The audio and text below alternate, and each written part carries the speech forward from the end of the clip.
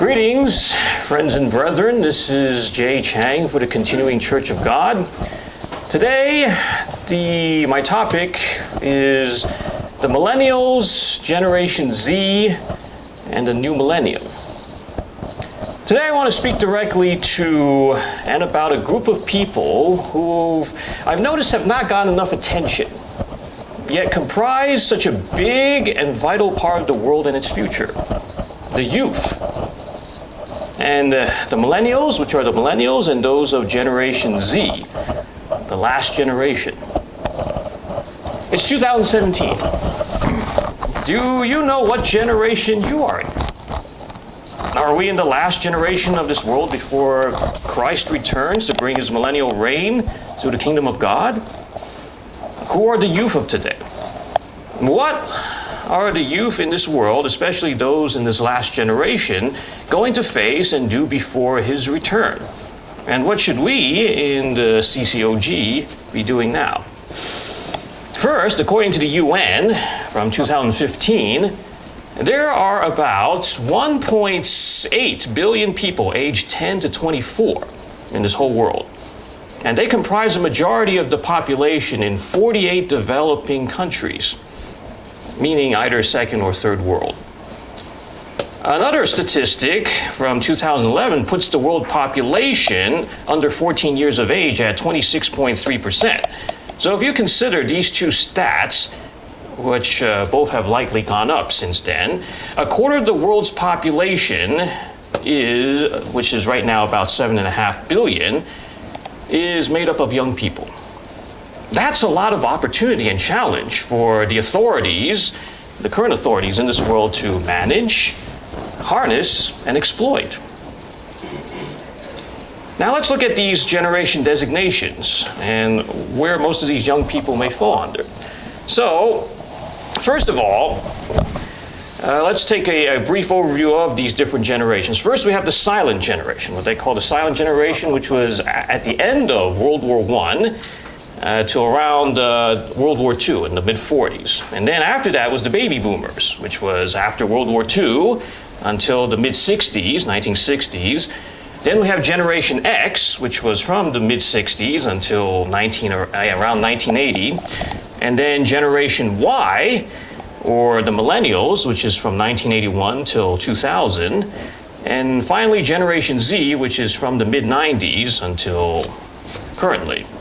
So if I was to ask everyone here, let's take a quick straw poll. Which generation are you in? So how many of the silent generation do we have here, which would now be in their 70s and 80s? Anyone here today? Your time is off on that. Okay. You just said World War I. Those people are 90s. Oh, okay. Well, my math isn't so good, but oh, that's okay. I guess there's nobody here of the silent generation. How about the baby boomers? How many baby boomers do we have? We have 3, 4, 5, 6, 7, 8, 9, 10. Wow, that's over half of our group today. How about Generation X? How many do we have of Generation X? Yeah, I would say 3. I count 2 plus 1. How about Generation Y, or the millennial generation? Anybody here?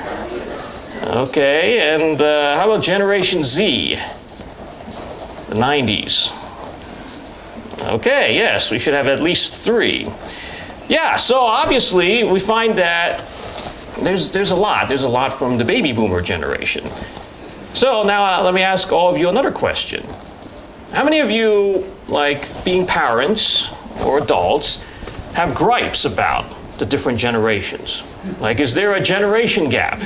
Aha! I see Steve does, and Jim does, and Teresa does. Yeah, we've heard the complaints. Okay, certain generational issues like why doesn't my parents understand this, or why can't my child get what I'm trying to say to them? Yeah, this is quite common. So I want to cite 2 BBC articles that talked about this millennial issue. One of them is called People Have Always Whined About Young Adults. Here's proof. And the second one is What Everyone Gets Wrong About the Millennial Snowflakes. And both of these are written by Amanda Ruggieri. So let's just, I'm going to read some of these headlines and see if some of these resonate with you. Okay, older people love to gripe about the entitled lazy millennial generation. Well, it's nothing new. By delving into the archives, we find plenty of parallels stretching back 2,000 years. And it says, millennials may be the world's most hated generation. Don't take offense, guys, okay? This is what a lot of people think. But is disdain towards the youth a new dynamic? So some of these gripes, they come. One is they're lazy. Okay, millennials are lazy and think basic tasks are beneath them. Many young people are so pampered nowadays, they've forgotten there's such a thing as walking, that they're automatically made for the buses. Unless they did something, the future for walking is very poor indeed. Another one is that they're self-obsessed.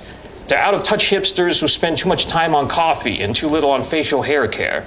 Many are spoiled, entitled, or both. Another one, and just really, really awful. The tragic truth is many of America's millennials are a bunch of phone-addicted, selfie-obsessed, hashtagging, Snapchatting, kale munching, twerking, lazy, whining, ill-informed, politically correct, gazetted narcissists who find absolutely everything mortally offensive and believe there are 165 ways to sexually identify. Another one, we defy anyone who goes about with eyes open to deny that there is, as never before, an attitude on the part of young folk which is best described as grossly thoughtless, rude, and utterly selfish. They think they know best. My huge generalities touch on their insistence that they're right despite the overwhelming proof that suggests they're not. They think they know everything and are always quite sure about it. But they're also too cautious. Millennials have been called the most cautious generation, the first to grow up with car seats and bike helmets, the first not allowed to walk to school or go to the playground alone. Another one, and yet too confident. Many of the millennials in today's workforce have more confidence than they do competence. Young people are high-minded because they have not yet been humbled by life, nor have they experienced the force of circumstances. Their expectations are too high. The prevailing narrative about members of Gen Y is that they're a fleet of job hoppers who think they're above the grunt work of an entry-level position. In other words, not the most desirable employees. Now, of course, we've heard complaints. I don't know if any of you run a business, maybe you hire some of these young people, or this kind of situation. These are just headlines from articles I'm just reading from. Another one is, really, they just complain too much. Whether it's jobs, property, or just the sheer towering unfairness of the world, millennial complainants are everywhere, ready to give you a rundown of everything their generation has been stifled on. In a way that we once had the greatest generation, we now have the whiniest generation. But really, the only place that they've been shortchanged compared to us Xers or even the boomers is property. What really distinguishes this generation from those before it is that it's first generation in American history to live so well and complain, yet so bitterly about it. And they spend way too much money, which is bad. When I was trying to buy my first home, I wasn't buying smashed avocado for $19 and 4 coffees at $4 each. We're at a point now where expectations of younger people are very, very high. They want to eat out every day. They want to travel to Europe every year. But they're not buying houses. That's also bad. Someone is buying houses in the U.S., but it's sure not millennials. Just ask their parents. They're the ones worrying about the kitchen, whether their little darlings will ever leave. Yeah, they want to live like adolescents forever. As more millennials delay moving out of their parents' home, getting a job and paying their own bills, the age of adulthood has been pushed back. One expert suggests that millennials stay children for so long because they have been coddled by their parents and have had things too good. And a few 35-year-old friends are just now leaving their parents' nest. Many friends are getting married or having a baby for the first time. They aren't switching occupations because they have finally landed a meaningful career, perhaps after a decade of hopscotching jobs all over the place in search of an identity. And then it goes on, modern technology has made them useless at decision thinking, as well as impeccably self-absorbed. And they're ruining religion and sport and even the written word. And then, it goes on to say it's the fault of the parents, and they're unlike anything anyone's ever seen before, except that they're not that different after all, and they're actually pretty okay. Anyway, it seems that there's a lot of misunderstandings. There's a lot of clashes, okay? The older generation, I'm sure wants to provide the best for their children, for their next generation. And yet, it seems at the same time, the world is changing so fast, and the youth are in search. They're trying to find their way in life, and the things that it used to be aren't so sure anymore. They're changing the world, yet they're also being led down the wrong paths, ever learning yet not able to come to the truth yet. Continually, many youth around the world have been searching for the truth. They've been seeking and not seeking belief and meaning in their life through various ways. Through either the New Age, techno-alternative realities, drugs, the redefining of marriage, gender norms and relationships and the acceptance and tolerance of them, LGBT, various sociopathic and antisocial tendencies, the rise of terrorism, and the various religious ideologies that speak to a growing dissatisfaction and the need for change. Rebelliousness among the establishments, but yet also getting more involved in activist politics. Various alternative social movements. They have a voice that cannot be ignored. But the people, especially the authorities, they both admire this and they fear this. And they're also, leading the cutting edge in health, in fashion, in sports, in lifestyles, in technology. Yeah, look at the youth today. A lot of them are very tech savvy, very social savvy. They're skilled at social media, e-payments, e-commerce, automated transport, more and more personalized technologies and applications.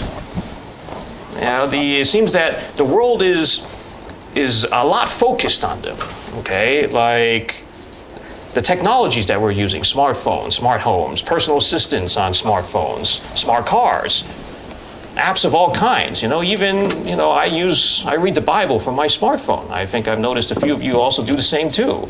More and more integration of all these things on a global scale.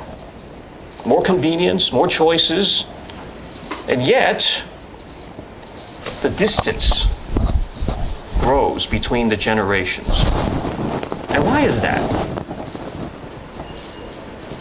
Is there a generation gap between you and your children? Grandchildren? Especially when it comes to religious and spiritual beliefs.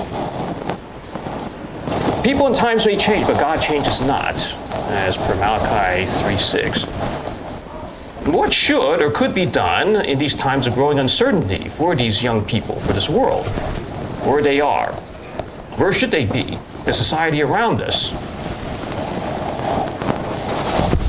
There clearly is a generation gap in almost all the world's religions today, and even in the CCOG. And why is that? I'm just relating. I came to my first feast in 2013. I was the only person.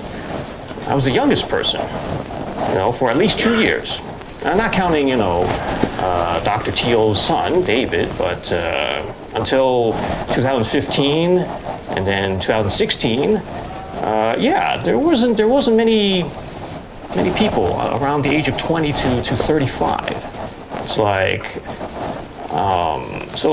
sometimes that makes the youth feel a little out of place. Like, is this for us, or am I out of place? Am I lonely? So we have to think about this, and we have to consider that actually, in the Bible, it says that these young people, the youth, are going to play a very, very important, a very pivotal role of what's to come, especially when Christ returns to set up his millennial kingdom. So first, let us look at some of the issues that face the youth today. Now let's turn to Isaiah 3:12. Isaiah 3:12 says, "As for my people, children are their oppressors." Okay, I'm just going to focus on that first part. I can relate to this because it seems that today the youth are leading the adults. And I can speak from this. I can speak of this from personal experience. It's like in schools, when it comes to say school disciplinary policies, or teaching the young kids. And a lot of kids, they're rebellious. They fight back against authority. They talk back. They don't want to follow the rules sometimes. And adults are just. They're just. This is the word. Another verse we can look at is Jeremiah 4:22. Jeremiah 4:22, it says, "For my people is foolish, they have not known me, they are sottish children, and they have none understanding. They are wise to do evil, but to do good they have no knowledge." Now, this is not an indictment against youth in general, but we see in today's society, if you pay attention to the news, if you pay attention to world conditions, there's a lot of crimes that are being committed by people of a certain demographic. They're lost. Either these children were from broken homes, broken families, they haven't had the right role models or teachers. And then, another thing I remember is sometimes on YouTube or Facebook, there's young people who post videos of themselves, like, doing something dangerous, like committing suicide on live TV, or, doing a prank that causes death or serious injury. So you have to wonder, what's going on? What's going on in the minds and hearts of these young people? And then if we turn to 2 Peter 2, chapter 2, verses 10, 12, 14, and 18. Verse 10, "But chiefly them that walk after the flesh in the lust of uncleanness and despise government. Presumptuous are they, self-willed, they are not afraid to speak evil of dignitaries." Verse 12, "But these, as natural brute beasts, made to be taken and destroyed, speak evil of the things that they understand not, and shall utterly perish in their own corruption." Verse 14, "Having eyes full of adultery, and that cannot cease from sin, beguiling unstable souls. A heart they have exercised with covetous practices, cursed children." Verse 18, "For when they speak great swelling words of vanity, they allure through the lusts of the flesh, through much wantonness, those that were clean escape from them who live in error." So we see in today's culture, we see that there's a lot of young people, they follow after celebrities and stars and after certain teachers. Culture is a very powerful driver. And a lot of, I can come to a specific example in which how there's a lot of young men. There's a lot of young men who want to learn how to pick up women. And they want to know how to game women. Okay, how can we seduce them, and then we can take advantage of them. This is a real trend. This is a trend that has been going on for quite some time, and there's all these self-help books and e-newsletters and emails and these signs how to get what you want in that kind of way. This kind of earthly, devilish wisdom. Yet there's great hope and expectation that the youth will be called, used by God for His purposes. So what should the youth be doing? What should they be focusing on today?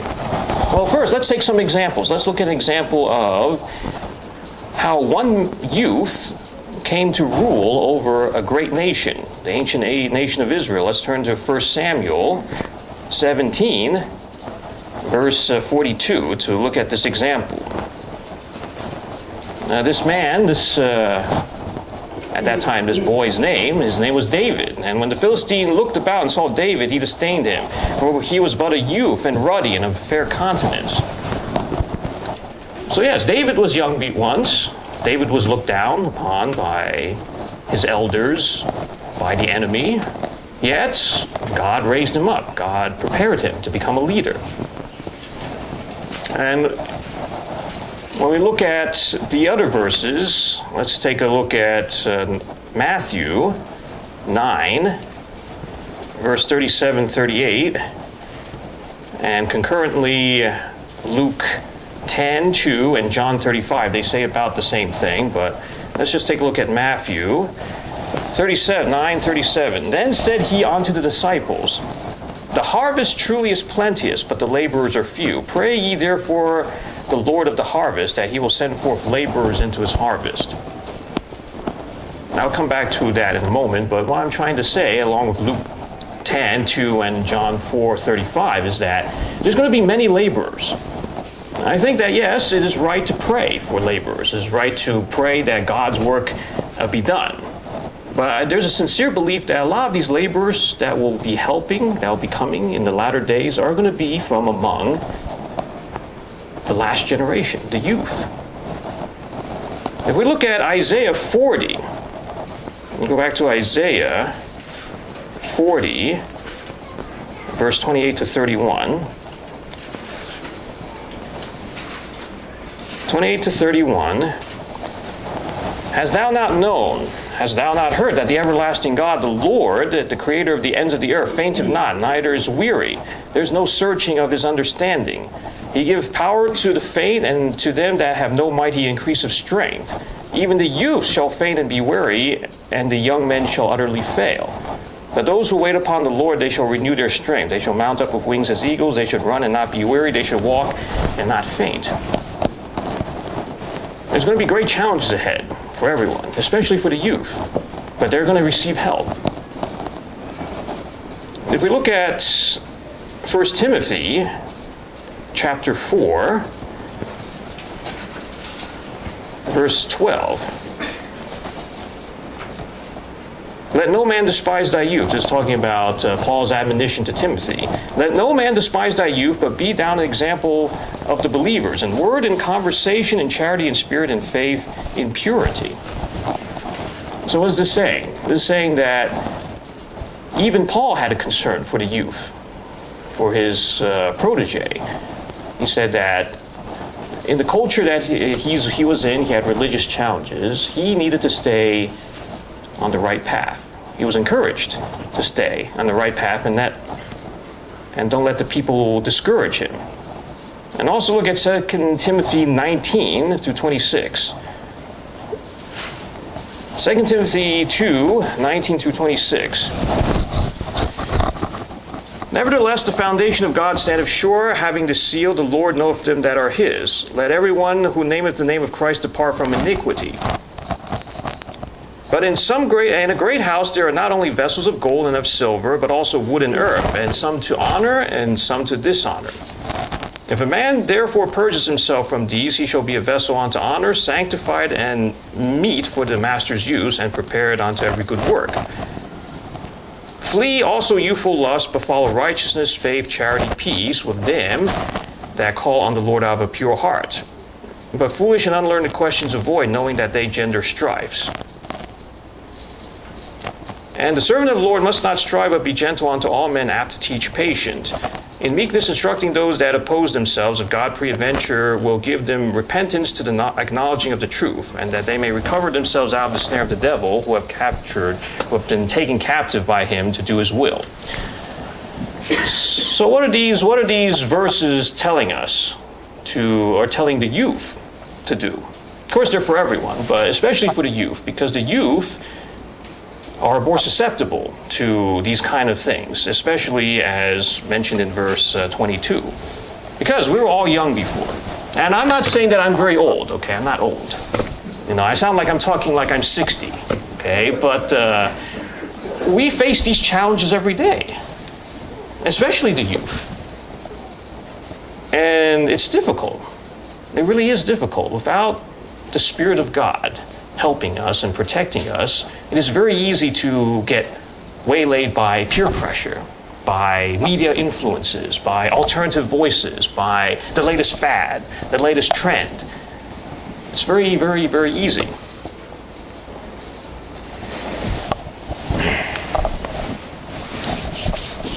In Daniel 11, 32 through 35, Daniel 11, 32 through 35, it talks about who will come into Or what will happen? What will happen? What will happen in the latter days? And such as do wickedly against the covenant shall he corrupt by flatteries, but the people that do know their God shall be strong and do exploits. And they that understand among the people shall instruct many. Yet they shall fall by the sword and by flame, by captivity and by spoil many days. Now when they shall fall, they shall be helped with a little help, but many shall cleave to them by flatteries. And some of them of understanding shall fall, to try them and to purge and to make them white, even to the time of the end, because it is yet for a time appointed. So this verse, I believe that, or we should consider what's going to happen in the future when the great tribulation and the day of the Lord comes. Many will suffer, many will die, and especially of the youth. There's so many young people that are going to be either put on the front lines, or they're going to, and some of them will be risen up, will have to stand up. I believe this verse these verses have very specific application for the youth. So, will this last generation make or be part of a profound difference in the world? To be a big part of the great harvest? Well, I believe so, because as most of you are already aware, there will be great and terrible shocks, catastrophes, calamities, tribulations to come that will affect everyone on this earth, especially the old and the young.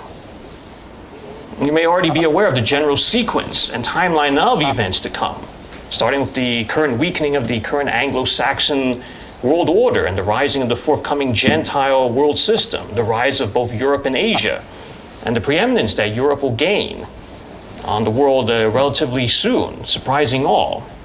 The great deceptions, lying wonders and signs that will be employed by Antichrist and the beast to dupe the masses, including many youth.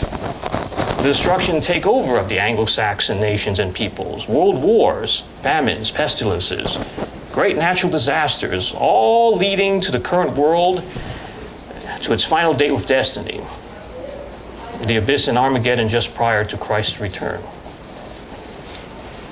So then, what should we do now as being in here, CCOG now, concerning the youth in general, especially for those in our African congregations? Well, we should be praying for them, asking God to raise them up right under the leadership and sound teachings of our current leaders and godly adult figures in our small flock, and that they may be protected from the insidious and pervasive influences that constantly surround and bombard us through various channels. And they're targeted to the youth because they haven't fully developed the full sense of discernment, the true wisdom and true knowledge. There's so many fakes out there, a lot of false news, false narratives, fakery, the earthly devilish wisdoms. The enemy has blinded many. And many more will be deceived, and deceived even more as we near the end. But there will be awakening. Many will see. Many will know. Many will come to the truth. And I believe that many of the laborers, once again, will come from the youth, the younger, last generations, and they will be among those who shall know their God and do great exploits. They will reach their generations with the truth even better, I believe. Social media, smartphones, technology, word of mouth. We can't look down on them. They will be among the first to help rebuild and renew the earth after all these things Jesus mentioned in the Olivet prophecy come to pass. I highly suggest you read the article in the latest Bible News Prophecy magazine, which is the October to December edition, 2017, called A Little Child Shall Lead Them by Robert Smith. I'm not sure if you have received that one yet, but that one talks about what the future holds, especially for the youth. You can go to CCOG.org and click under Literature Magazines. To sum up, the youth of today, the Millennials, Generation Z, will be leaders and have their place and roles in the true new world tomorrow. And they should now rise to the challenge of not only finding out the real truth and meaning of their existence on this earth, why God has put them where He has them now, and what they are supposed to do in the near future times ahead. Because there will be great adversity and responsibility, and yet also great hope and joy in the coming millennium period, because when the true utopia, the kingdom of God, is finally set up under the august reign of Jesus Christ, the King of Kings and the Lord of Lords, it will be a glorious thing. His glorious return we look forward to. Godspeed that day for the youth, for everyone. The last generation, you have a great calling ahead of you. This is Jay Chiang for the Continuing Church of God.